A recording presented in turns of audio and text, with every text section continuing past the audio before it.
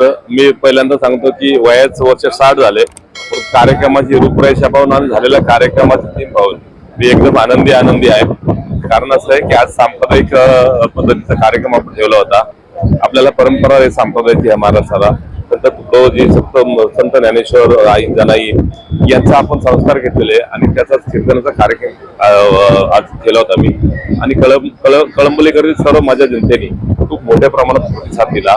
आपण पाहत असाल हे एवढं मोठं मैदान आहे, पण सर्व मैदान त्या माझ्या सर्व नागरिकांनी भरून गेलं होतं। समाजाचं प्रबोधनातून काही होऊ शकतं का, ही संकल्पना आपण मनात घेतली होती।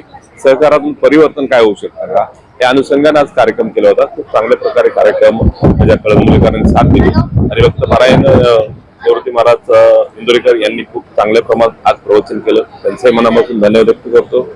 आज खऱ्या अर्थानं गेले 2 दिवस हा वाढदिवसाचा सोहळा आपण साजरा करतोय।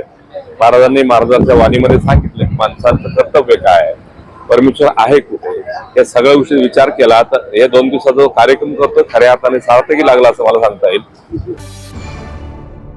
ताज्या बातम्या, मनोरंजन आणि व्हायरल बातम्यांसाठी क्रांती सम्राट न्यूज चॅनल आजच सबस्क्राईब करा।